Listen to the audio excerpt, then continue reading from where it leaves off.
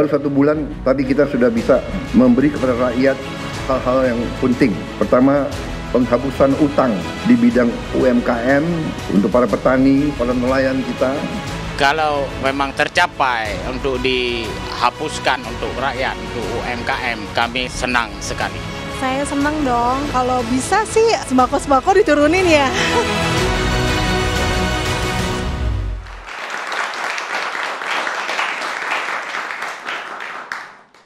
Assalamualaikum warahmatullahi wabarakatuh, pemirsa selamat malam. Senang sekali hari ini malam hari kembali menyapa Anda di Indonesia Business Forum. Bersama dengan saya, Celia Alexandra. Pemirsa, di tahun 2025 ini menjadi angin segar untuk pelaku UMKM karena pasalnya Peraturan Presiden Nomor 47 Tahun 2024 terkait dengan penghapusan kredit macet UMKM akan diberlakukan pada pekan depan. Seperti apa mekanismenya pemirsa dan apakah ini juga akan berdampak pada ekonomi Indonesia dan juga mengurangi kemiskinan yang ada? Kita akan bahas malam hari ini pemirsa dengan sejumlah narasumber yang sudah hadir di studio TV One pada malam hari ini. Di samping saya ada Pak Menteri UMKM, ada Pak Maman Abdurrahman. Selamat malam Pak Maman. Apa kabar Pak Menteri? Boleh dipakai dulu mic-nya Pak. Oke. Baik sekali, alhamdulillah. Alhamdulillah. Ditemenin sama ketua komisi saya di DPR. Jadi Oke. Kita juga mau sapa ada ketua komisi 7 DPR RI, ada Bang Saleh Daulay. Selamat malam. Boleh mic-nya dipakai Bang? Selamat malam. Kabarnya gimana nih Bang malam hari ini? Baik, alhamdulillah. Memang agak berpikir juga nih soal apa tadi yang penghapusan utang UMKM ini. Oke. Kita akan diskusikan. Kita akan diskusi, kita akan bahas pada malam hari ini. Baik. Oke, tetapi di pojok kanan saya juga hadir ada influencer ini yakni Deriansyah Azhari. Selamat malam Bang. Terima kasih. Bang Ade. Kabar baik juga ya? Kabar baik, ini nggak tahu deh, kayaknya udah ketiga kalinya kita diundang di Indonesia Business Forum. Oke, ini artinya banyak sekali topik yang sangat menarik untuk dibahas pada malam hari ini. Siap. Oke, dan juga di sebelah kiri saya, di pojok ada yang cantik sekali Ibu Afiliani, pengamat ekonomi kita pada malam hari ini. Selamat malam Ibu. Selamat malam Mbak. Kabarnya gimana Bu pada malam hari ini? Baik. Kabar baik. Walaupun ekonomi belum cerah. Ekonomi belum cerah, tetapi kabar kita selalu harus baik ya Bu ya? Oke. Kita akan bahas pada malam hari ini pemirsa dan juga yang hadir bersama dengan kami pada kesempatan kali ini ada 2 testimoni pelaku UMKM yang juga hadir di kesempatan kali ini yakni dari Abdi Pirsawan Aziz pelaku UMKM atau Wakil Ketua Himpunan Pengusaha Pribumi Indonesia. Selamat malam. Kemudian juga hadir ada Ibu Hermawati Setyoridi Ketua UMKM Indonesia Aku Mandiri. Selamat malam Ibu. Dan pemirsa, topik kita sangat menarik pada malam hari ini. Kita akan bahas tetapi usai informasi berikut ini untuk Anda.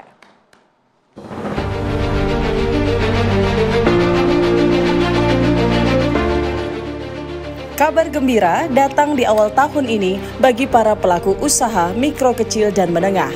Mulai pekan depan, pemerintah akan menghapus tagihan utang macet sebanyak 67.000 UMKM senilai 2,5 triliun rupiah dari bank plat merah seperti BRI, Mandiri, BNI, dan BTN. Presiden Prabowo Subianto secara resmi telah menerbitkan aturan penghapusan bukuan kredit macet pelaku UMKM di sektor pertanian, perkebunan, peternakan, dan kelautan. Payung hukumnya tertuang dalam Peraturan Pemerintah Nomor 47 Tahun 2024. Saya akan menandatangani Peraturan Pemerintah Republik Indonesia Nomor 47 Tahun 2024 tanggal 5 November 2024 tentang penghapusan piutang macet kepada usaha mikro, kecil, dan menengah dalam bidang pertanian, perkebunan, peternakan, perikanan, dan kelautan, serta UMKM lainnya. Langkah ini disambut baik oleh para pelaku UMKM di tanah air. Kebijakan ini diharapkan jadi angin segar di awal 2025. Kalau memang tercapai untuk dihapuskan untuk rakyat, untuk UMKM, kami senang sekali. Senang sih karena lebih untuk meringankan beban dari pengeluaran ini. Bisa untuk dibeli untuk yang lain-lain sih, kebutuhan yang lain-lain. Apakah pemutihan kredit macet UMKM ini bisa meningkatkan perekonomian dan mengurangi angka kemiskinan di tanah air?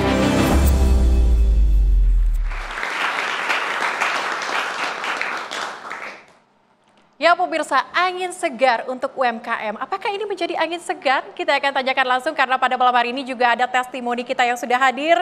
Saya akan ke Bang Abdi terlebih dahulu. Bang Abdi, ini kalau kita boleh pakai mic-nya? Oke, Bang Abdi, ini kita ketahui bersama memang penghapusan ini menjadi angin segar untuk UMKM. Sebenarnya sudah mendengar kabar terkait dengan ini dan tanggapan dari UMKM itu seperti apa sih? Program yang sangat baik sekali, bagus sekali ya. Kita menerimanya benar-benar luar biasa gitu sebagai pelaku UMKM gitu. Cuman hanya yang kita ingin tahu apakah ini benar-benar akan terrealisasi segera, kapan dan bagaimana cara realisasinya.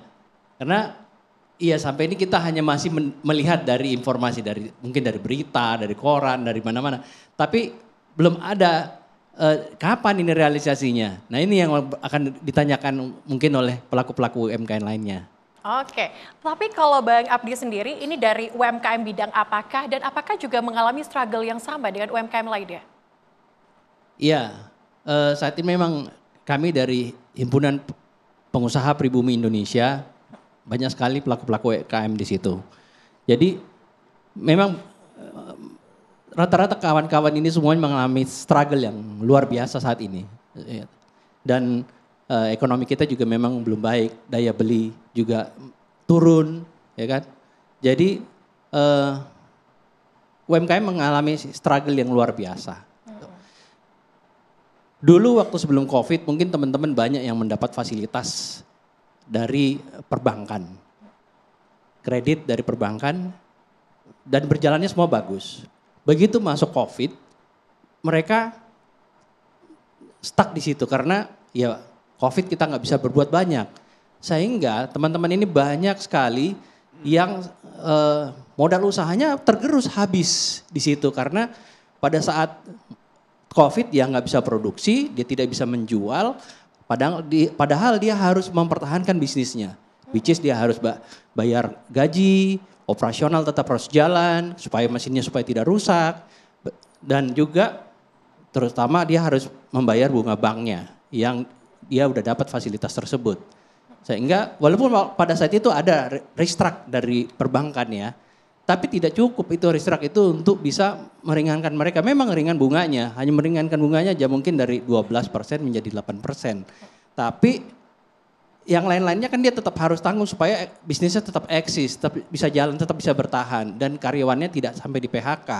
Nah 4 tahun berjalan itu cukup panjang untuk mereka harus struggling. Sehingga kreditnya itu yang tadinya yang dia dapat bisa untuk mengoperasikan usahanya, ternyata sekarang udah habis, tergerus gitu. Jadi sekarang dia nggak punya napas lagi, nggak pengapan. Ibaratnya ya dia udah sakit lah, jadi pasien rumah sakit, jadi harus disembuhkan. Bagaimana sembuhnya? Ya kita harap pemerintah ini bisa membantu.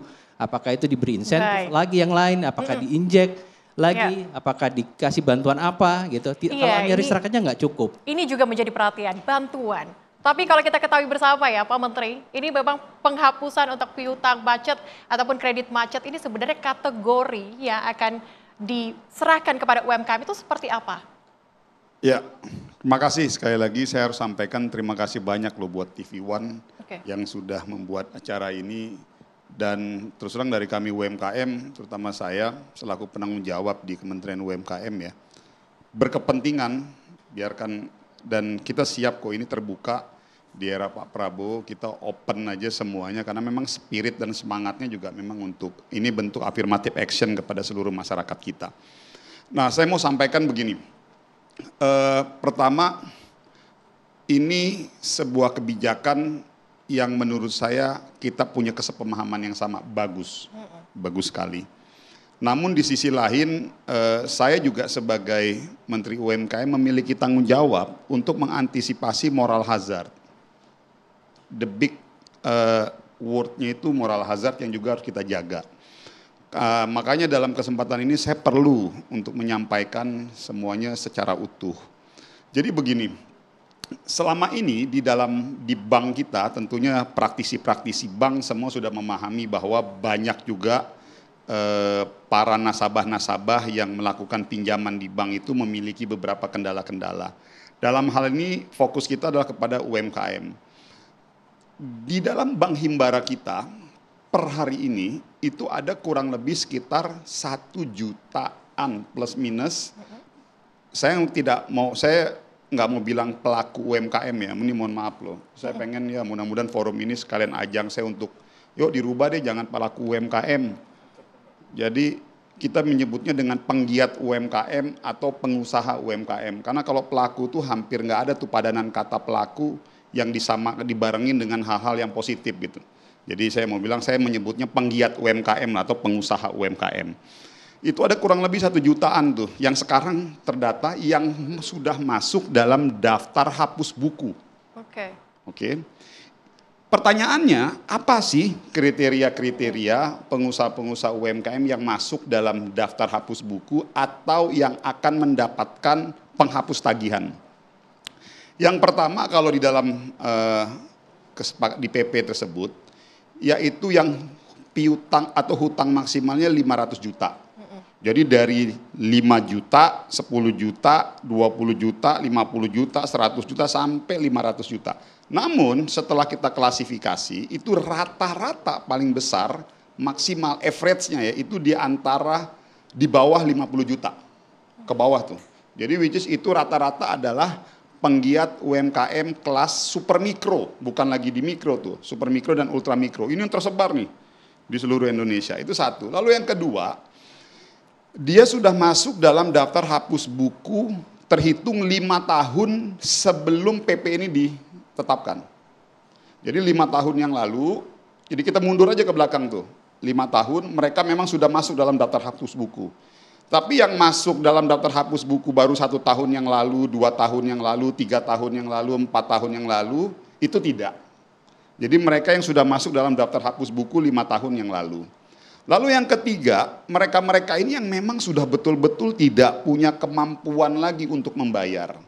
Sebagai contoh, kalau misalnya ada agunannya pun udah nggak punya. Gitu loh, jadi dia udah benar-benar udah nggak punya lagi. Nah, pasti akan ada tanda tanya, loh lalu bagaimana dengan kami-kami ini semua? Poinnya saya mau sampaikan begini dulu. Biar kita fair ya, artinya kita kedua belah pihak fair.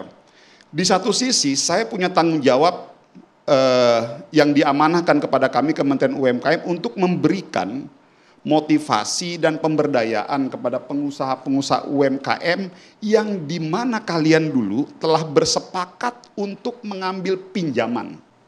Kesepakatan kedua belah pihak antara pengaju pinjaman dengan pihak bank. Itu adalah bentuk tanggung jawab yang harus ditunaikan dan dituntaskan oleh si peminjam. Itu dulu ya. Jadi jangan sampai dengan adanya kebijakan ini, sebagian dari pengusaha-pengusaha UMKM yang sebetulnya mereka masih punya kemampuan daya juang, akhirnya menurunkan mental ataupun moral mereka untuk melunasi hutangnya. Ini juga menjadi catatan. Nah, yang ingin kita pertebal adalah bahwa program penghapus piutang ini yang betul-betul memang sudah tidak punya kemampuan lagi untuk membayar, yang dimana Bank Himbara dalam hal ini 4 bank kita, mereka sudah punya listnya tuh. Nah, dari dulu tuh mau dihapus tagihkan tuh. Jadi ini box hapus buku, itu mau dipindahkan ke dalam box hapus tagih supaya mereka bisa diputihkan kembali dan mereka punya nafas barulah untuk mengajukan pinjaman kembali. Sebetulnya dari dulu sudah mau dilakukan itu. Kenapa tidak berjalan? Karena belum ada payung hukumnya. Nah, payung hukum inilah yang dilakukan di era Pak Prabowo sebagai sebuah bentuk simbolisasi pesan besar Pak Prabowo kepada publik seluruh Indonesia bahwa beliau sebagai Presiden Republik Indonesia memiliki sebuah niat affirmative action kepada seluruh masyarakat kita yang memang betul-betul sudah tidak punya kemampuan. Ini message, karena ini PP pertama yang dikeluarkan oleh Pak Prabowo. Oleh karena itu, kami sebagai pembantu-pembantunya harus betul-betul merealisasikan ini sebaik-baiknya, Mbak. Jadi poinnya di situ dulu tuh. Jadi beberapa kategori-kategori itu. Jadi jangan sampai ini bergeser ke kiri dan ke kanan, artinya ini sebetulnya sudah ada di dalam list hapus buku Bank Himbara kita. Yang per hari ini di dalam list hapus buku ada kurang lebih 1 jutaan yang itu tersebar di seluruh Indonesia, dan sampai hari ini pun ada yang nggak tahu juga, kita alamatnya udah pindah. Jadi itu yang membuat komplikasi secara teknis untuk mencari ini orang di mana. Karena kan di dalam itu kan ada syarat untuk melakukan dilakukan restru dan penagihan maksimal. Nah itu syarat itu juga harus kita jalankan itu. Itu sih kurang lebih, Mbak. Luar biasa sekali penjelasan dari Pak Menteri. Tapi kita juga akan penasaran bagaimana kemudian tanggapan dari Ketua DPR Komisi 7. Tapi usai jeda pemirsa, tetaplah bersama kami di Indonesia Business Forum.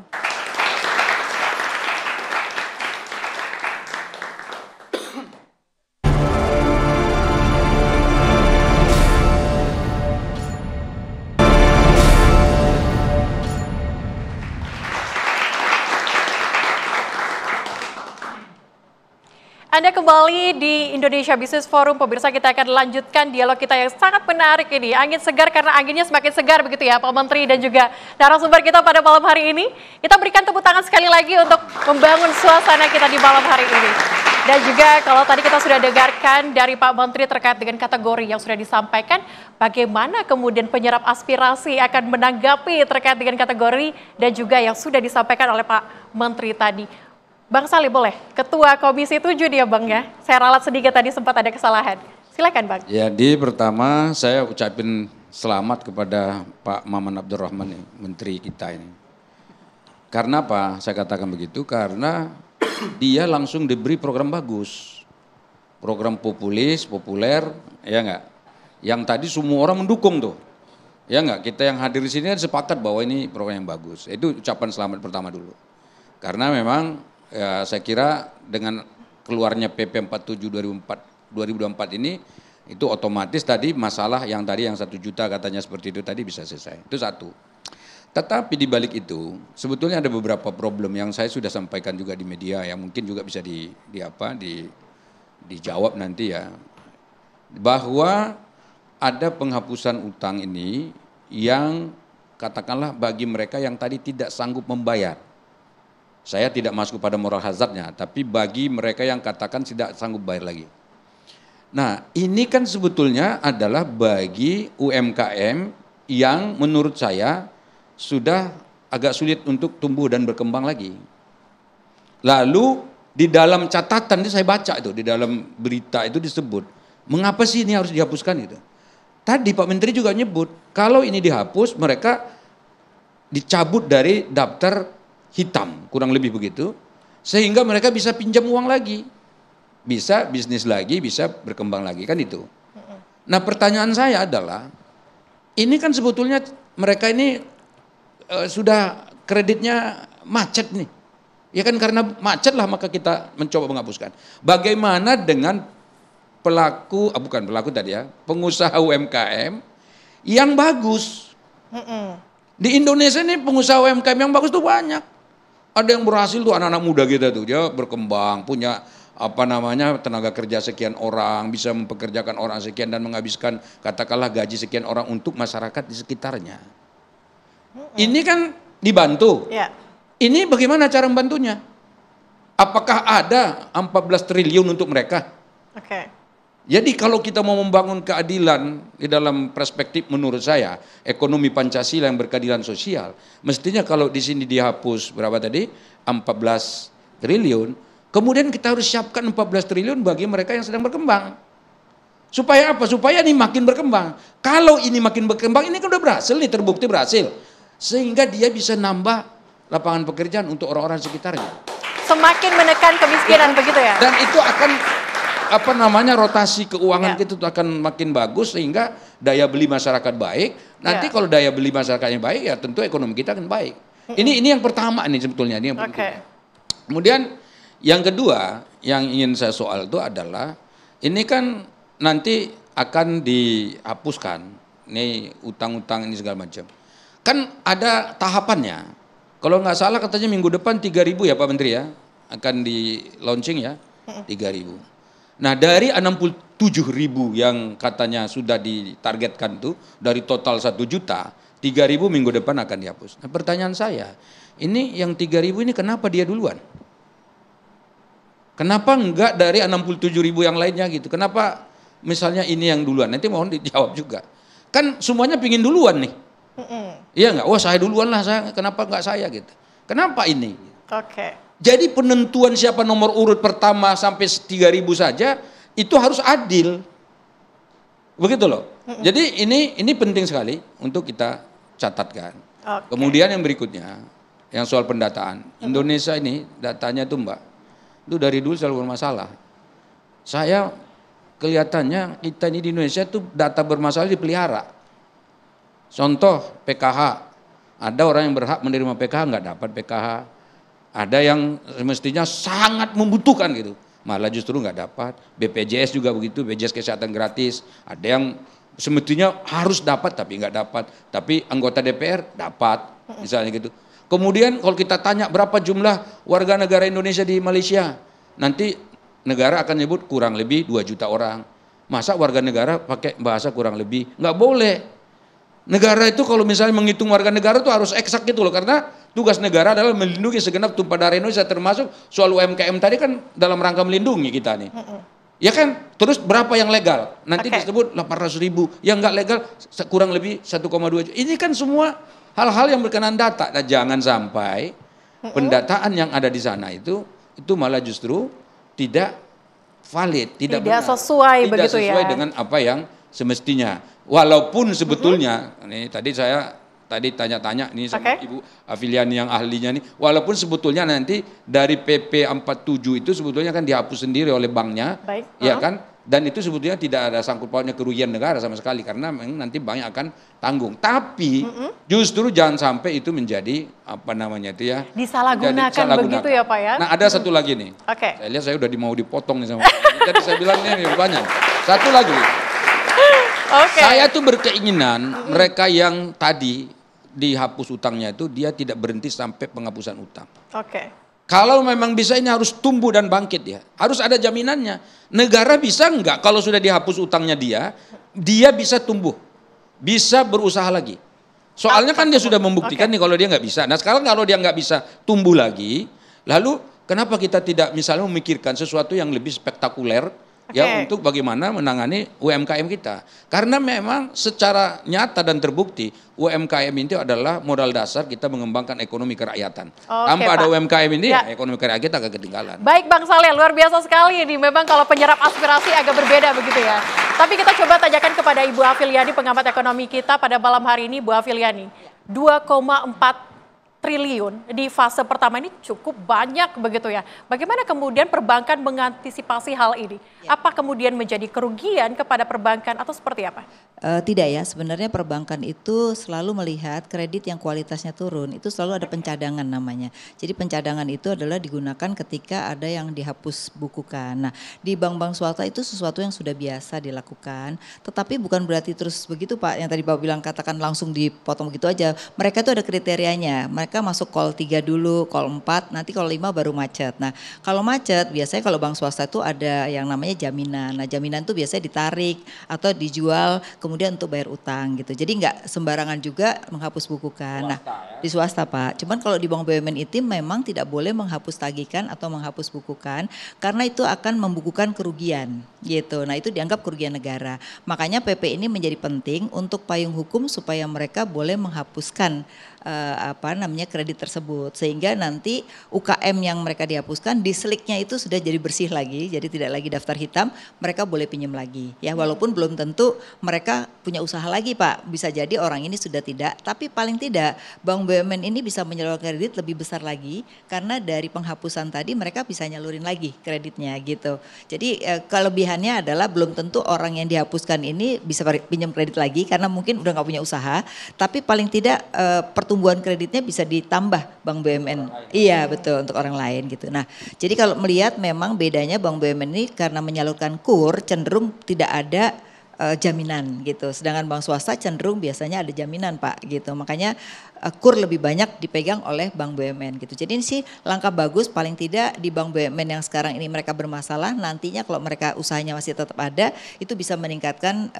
kredit baru gitu ya. Nah cuman ya tadi saya setuju apa yang dikatakan Pak Menteri tadi, moral hazard tuh harus hati-hati. Karena cenderung kalau tidak ada kriteria yang jelas itu bisa dilakukan orang untuk melakukan moral hazard tadi. Tapi ini kriteria jelas, 5 tahun itu jelas, kemudian sektornya juga jelas. Jadi nggak semua sektor dapat Pak. Lalu yang kena bencana itu kan memang force measures, jadi nggak masalah diberikan keringanan. Lalu juga yang kena COVID ini kan usahanya bermasalah karena memang situasi gitu. Nah jadi ini suatu kriteria yang menurut saya tidak akan membuat orang moral hazard gitu. Dan bank Pak itu punya semua datanya, siapa yang kena bencana, siapa yang kena COVID gitu, itu cenderung datanya sangat lengkap kalau punya perbankan gitu. Saya rasa itu menurut saya satu hal yang kita perlu dukung supaya bank BUMN itu bisa meningkatkan lagi kredit terutama untuk UMKM. Walaupun mereka juga sekarang kreditnya terbesar 30% itu justru di bank-bank BUMN gitu. Oke. Nah tinggal menurut saya ini buat Pak Menteri UMKM nih, perlu ke depan itu membuat UMKM itu naik kelas. Karena sekarang ini cenderung mereka itu over leverage Pak. Jadi pinjamannya makin banyak tapi usahanya nggak naik-naik Pak gitu. Sehingga itu membuat pada akhirnya bisa terjadi kredit macet. Oleh karena itu perlu beberapa model bisnis ya, misalnya kayak closed loop dengan perusahaan besar. Jadi nanti yang tadi Bapak katakan itu insentifnya Pak. Jadi diberikan insentif. Kalau mereka mau bekerja sama dengan perusahaan besar dikasih insentif. Lalu mereka menjadi bagian dari supply chain di dalam industri misalnya. Jadi insentif lah yang mungkin dibutuhkan, bukan sekedar tambahan kredit sih Pak. Problema mereka itu bukan di supply sebenarnya, problemnya itu di demand. Nah bagaimana meng-create demand yaitu tadi dengan beberapa kriteria. Saya rasa kalau itu bisa dilakukan Pak, mungkin kreditnya bisa meningkat dan tidak over leverage. Jadi kalau sekarang tuh kebanyakan Pak, nanti kalau udah minjem di bank satu banyak, dia pindah lagi ke bank lain, dipinjemin lagi Pak. Tapi sebenarnya usahanya nggak naik-naik gitu, itu berbahaya sebenarnya. Oke. Pasti yang paling menjadi garis bawahi adalah kita ingin UMKM kita tuh naik kelas. Kita akan juga dengarkan bagaimana pendapat-pendapat dari UMKM yang sudah hadir saat ini di studio TV One. Kita akan bahas usai jeda berikut, pemirsa tetaplah bersama kami.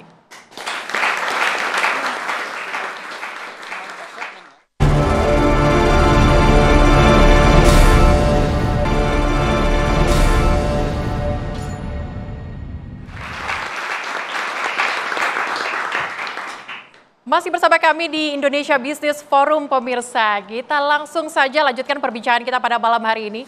Pak Menteri, kalau tadi kita sudah dengarkan pendapat dari penyerap aspirasi dari Ketua Komisi 7 terkait dengan penghapusan piutang ini. Ada beberapa pertanyaan yang memang menggantung yang ditanyakan oleh Pak Saleh begitu ya, terkait dengan apakah kemudian ini hanya fokus kepada penghapusan saja ataukah ada program lainnya yang akan dilakukan oleh UMKM nantinya? Jadi gini, kalau tadi pertanyaannya bagaimana dengan prinsip keadilan setelah kita hapuskan yang kurang lebih 1 juta ini, lalu bagaimana dengan teman-teman pengusaha-pengusaha UMKM, apakah dia tetap mendapatkan pinjaman dan bisa tumbuh? Selama ini itu sudah berjalan. Sebagai contoh, fasilitas pinjaman kepada para pengusaha-pengusaha UMKM bagi yang mikro, kecil dan menengah itu terbuka sekali aksesnya. KUR itu dalam 1 tahun kita putuskan itu kurang lebih 300 triliun. Artinya itu didistribusikan kepada 46 bank penyalur. Ada bank nasional dalam hal ini bank Himbara kita, ada bank swasta kita, lalu ada BPD kita. Artinya ada 46 tuh penyalur tuh. Itulah diberikan otorisasi untuk menyalurkan KUR tersebut. Nah pertanyaannya apa sih KUR itu sebetulnya? Orang kan berpikir kredit usaha rakyat. KUR itu kalau kita pinjam uang di bank, misalnya kita mau dagang nih, kita mau bisnis, kita pinjam uang di bank, pinjaman yang harus kita bayar, bunga yang harus kita bayar itu rata-rata kalau jumlahnya kecil berarti bunganya agak gede tuh, karena resiko tuh. Kalau jadi gitu, nah itu rata-rata sekitar 13-15%. Pemerintah melalui program KUR mensubsidi. Akhirnya semua para pengusaha-pengusaha UMKM mereka bisa mengajukan pinjaman dengan bunga 6%. Flat.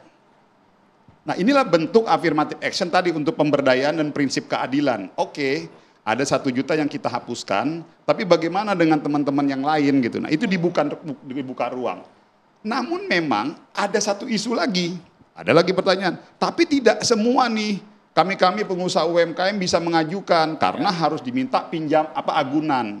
Maka dari itu kita kemarin mengajukan ke OJK untuk membuat satu sistem namanya Innovative Credit Scoring. Jadi bagi para peminjam-peminjam ini, pengusaha-pengusaha UMKM ke depan tidak hanya sekedar dilihat dari agunan. Pada saat dia punya track record positif dalam aktivitas di media sosial seperti transaksi, lalu pembayaran PLN listriknya, itu dilihat nanti tuh. Nah kalau itu track recordnya positif, mereka diberikan kesempatan. Itu ya. Jadi lalu yang ketiga, di dalam program KUR itu pun kita masukkan itu Jamkrindo dan Askrindo kita. Jadi diberikan asuransi pinjaman untuk menjamin bank. Jadi gini loh, situasi hari ini kita harus pahami, ini ada dua pendekatan nih. Publik yang menginginkan semua itu mudah, tapi bank dengan persepsi dia bahwa pegangan bank itu kan administratif tuh. Wah saya hati-hati nih, saya mau meminjamkan kepada Bu Yanti misalnya, takutnya nggak balik tuh. Nah maka dari itu, karena pendekatan bank kan administrasi, ada NPL yang harus dijaga. Nah maka dari itu kita top up tuh dengan jaminan asuransi. Jadi dijaga tuh bagi para peminjam-peminjam KUR, kalau misalnya dalam perjalanan ada tadi dalam tanda kutip kredit macet, masuk call 1, call 2, call 3, call 4, dijamin oleh lembaga asuransi kita. Itulah kenapa ada pertanyaan, kok yang KUR tidak masuk dalam penghapus tagihan? Karena semua yang masuk dalam program KUR dijamin oleh asuransi.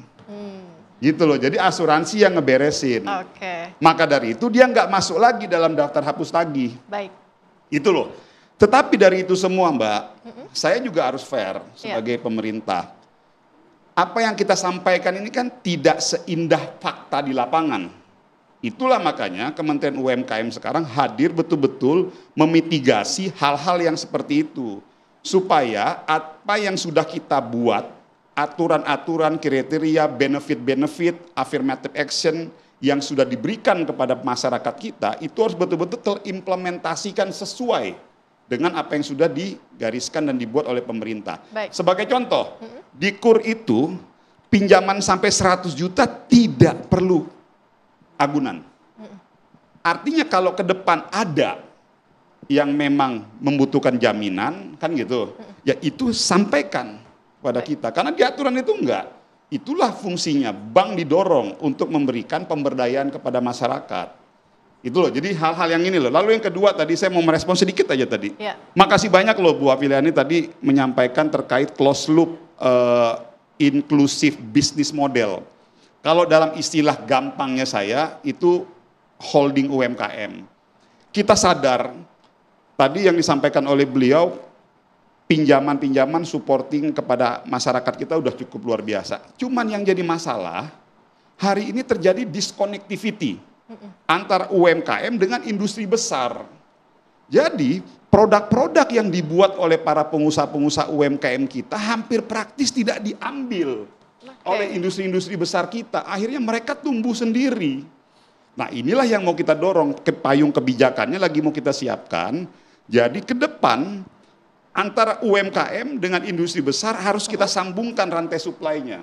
Jadi misalnya industri besar A, ya lu harus pakai produk-produk UMKM dan itu dihitung B2B bisnisnya, baru kita top up pembiayaannya. Oke, luar biasa ya. Ini menjawab beberapa pertanyaan begitu terkait dengan KUR, kemudian bagaimana kemudian UMKM ini bisa semakin naik kelas lagi. Tapi kita coba tanyakan kepada Bang Deriansyah, ini pasalnya yang juga dekat bersama dengan UMKM. Apakah semua fasilitas-fasilitas yang disiapkan saat ini seperti KUR dan sebagainya ini dimanfaatkan betul oleh UMKM atau seperti apa? Oke, baik. Ini izin Bang Menteri ya. Ya, dan juga ada Bang Saleh, Ibu Afiliani. Mungkin saya copot dulu kali ya baju dari Kementerian Ekonomi Kreatifnya kali ya. Nah, biar objektif insya Allah. Saya pakai bajunya Kadin aja lah. Saya kan pengusaha dan juga anggota Kadin. Jadi gini, ini harus tahu dulu nih. Kalau dari sudut pandang pengusaha, ada kawan-kawan pengusaha di sini juga ya. Utang. Utang itu isunya apa? Ya, utang isunya adalah dekat dengan operasional. Dibayar utangnya, mandek tuh, nggak bisa gaji karyawan. Dibayar utangnya, nggak bisa buat modal buat besok.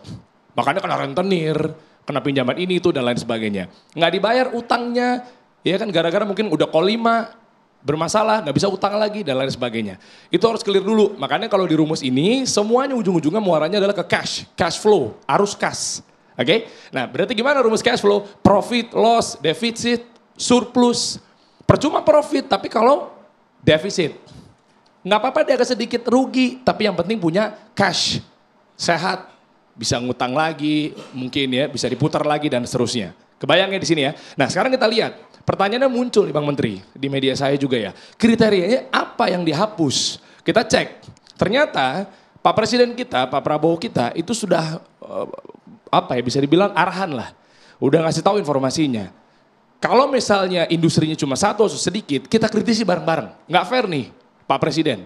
Wah kok tebang pilih? Nah ternyata beliau udah statement berpidato apa coba? Yang saya temukan omongan beliau adalah 4 PK. Apa itu? Pertanian, perkebunan, perikanan, peternakan, kelautan. Lihat, artinya kesimpulannya berarti ini dari mencakup berbagai macam sektor yang akan dihapus. Nah, ternyata muaranya semuanya ujung-ujungnya adalah apa? Pangan. Cek aja.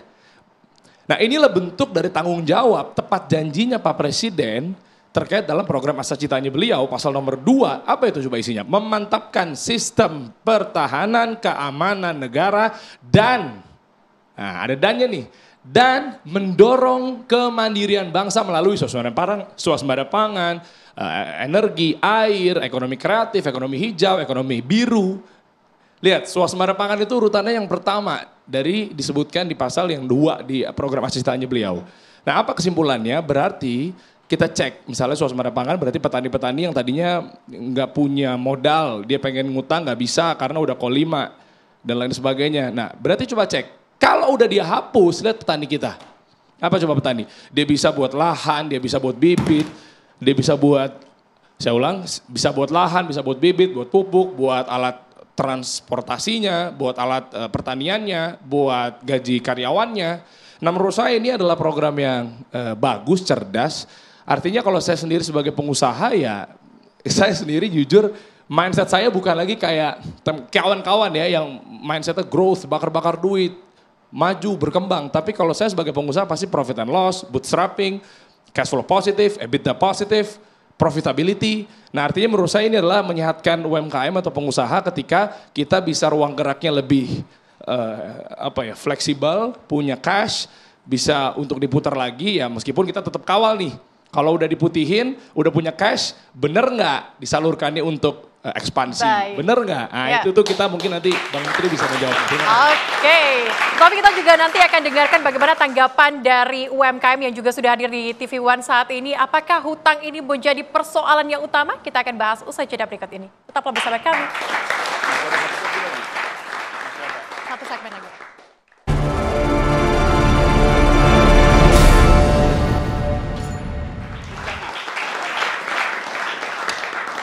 Yang COVID. Ya pemirsa, masih bersama kami di Indonesia Business Forum dan kita coba dengarkan bagaimana kemudian tanggapan dari pengusaha UMKM ya kalau dibilang sama Pak Menteri. Pengusaha UMKM ada Ibu Herbawati. Ibu Herbawati mungkin bisa dijelaskan apakah hutang ini kemudian menjadi permasalahan yang selalu dialami oleh UMKM atau seperti apa? Ya, senang saya bisa ketemu langsung dengan Pak Menteri dan kebetulan ada Komisi 7. Tadi sempat ngobrol juga sebenarnya untuk penghapusan hutang ini angin segar tapi yang baru lewat saja kalau kita UMKM ya. Karena kita sebenarnya nggak tahu nih kriterianya seperti apa, kita hanya tahu dari media ya syaratnya seperti apa. Karena kalau kita di anggota kita sudah ada membantu UMKM ribuan memfasilitasi untuk KUR itu di bank swasta maupun bank himbara. Hanya saja kalau sudah call 4 mereka kan pasti sudah ada penjamin kreditnya. Jadi mereka akan dari bank pasti akan membayar sisa hutangnya tapi UMKM masih ditagih. Nah, karena kita ini sudah dari 2017, otomatis karena kita mengajukan waktu itu 25 juta tanpa agunan kalau melalui kita karena kita bantu untuk sounding ke perbankan. Nah, itu sudah selesai. Hanya saja mungkin ada yang masih tetap ditagih meskipun call 4-nya itu sudah diajukan ke bank penjamin. Nah, itu yang mungkin saya butuh nih dari sosialisasi Pak Menteri maupun dari Dewan bahwa produk ini sebenarnya bagaimana jelasnya. Karena kita nggak dihubungin perbankan juga siapa saja, karena kita ada yang di Himbara juga sampai di Maluku. Ya, Baik. Nah itu yang mungkin saya butuh ini karena saya sangat kaget juga tadi yang terakhir Pak Menteri menyampaikan bahwa kalau Yangkur karena sudah ada penjamin ternyata tidak masuk dalam hal penghapusan hutang itu. Saya butuh kejelasan sebenarnya syarat kriteria dan mungkin harus sosialisasi yang bisa mengundang kita Pak supaya kita bisa menyampaikan ke anggota ataupun masyarakat demikian. Baik, Pak Menteri boleh ditanggapi singkat saja Pak. Ya, makasih. Bu, ini bagus banget. Kembali lagi saya ulangi. Simple saja, sederhana saja. Yang dihapus tagihkan itu yang sudah masuk dalam daftar hapus buku. Di seluruh Bank Himbara. Satu ya. Pertanyaannya, apa itu yang masuk dalam daftar hapus buku? Itu yang 5 tahun yang lalu. Jadi pinjaman yang 5 tahun yang lalu. Terhitung dari PP yang sekarang. Kita mundur ke 5 tahun yang lalu. Kalau misalnya ada yang masuk dalam daftar hapus buku masih di 1 tahun yang lalu, 2 tahun yang lalu, itu tidak. Oke, 2. Lalu yang ketiga, yang dia memang sudah secara jaminan, agunan dan lain sebagainya sudah enggak punya lagi. Nah, lalu yang keempat, sederhana aja lagi. Bagaimana dengan mereka, ini bagus banget nih. Ini tadi yang Ibu bilang masalah lembaga penjamin, Bu, bukan bank penjamin sebetulnya. Lembaga penjamin atau lembaga asuransi menjamin. Nah, yang masuk dalam 4 tahun atau 5 tahun terakhir itu rata-rata tuh yang ikut dalam program KUR. Nah, yang di dalam program KUR itu sama tuh dulu, itu untuk mengcover sebetulnya. Mencari titik kompromi, karena bank dengan mindsetnya yang sangat auditable dan dia menjaga NPL. Di sisi lain kita sadar sekali bahwa tidak semua para pengusaha-pengusaha UMKM kita itu punya kesadaran dan kemampuan dalam mengembalikan hutangnya. Di top up lah dengan satu lembaga namanya lembaga penjamin. Dan itu loh Bu ya. Tapi untuk lebih jelasnya nanti bisa kita komunikasi lebih lanjut. Yang terakhir aja saya bilang. Kami harus sampaikan bahwa secara technically untuk merealisasikan penghapus pihutangan ini memang tidak mudah. Karena pertama kita harus koordinasi dan ini saya juga apresiasi kepada Kementerian BUMN. Karena ini kan Bank Himbara ada di Kementerian BUMN. Lalu kita harus bicara dengan Bank BPK, harus bicara dengan BPKP. Lalu Kementerian Keuangan dan OJK. Artinya saya sebagai Menteri UMKM, karena ini adalah amanah dan sebuah hope besar dari Presiden untuk memberikan affirmative action kepada masyarakat kita yang memang sudah nggak mampu. Bagi kami koordinasi antar lintas kementerian dan institusi ini penting dan saya mengapresiasi atas support dari Kementerian BUMN, Kementerian Keuangan, OJK dan BPKP. Hal-hal yang tadi yang Ibu sampaikan itu mari dengan senang hati kalau memang ternyata ada beberapa sosialisasi yang harus kita intensifkan. Inilah yang nanti salah satunya kami akan minta waktu kepada Komisi 7 untuk hearing dan rapat kerja agar kita juga sampaikan dan tidak menutup kemungkinan juga proses realisasi ini akan melibatkan teman-teman di Komisi 7 dan semua pihak. Saya pikir itu. Oke Pak Menteri, terima kasih dan semoga hari ini apa yang menjadi diskusi kita bersama dengan narasumber yang luar biasa ini. Terima kasih narasumber yang sudah hadir. Ada Pak Menteri, kemudian Bang Deriansyah, Bang Saleh dan juga Ibu Afiliani dan semuanya yang hadir pada kesempatan kali ini. Terima kasih dan semoga apa yang kita bawa pada malam hari ini dapat menjadi angin segar untuk kita semua. Saya Celia Alexandra, wakil kru yang bertugas, pamit undur diri. Terima kasih, sampai jumpa.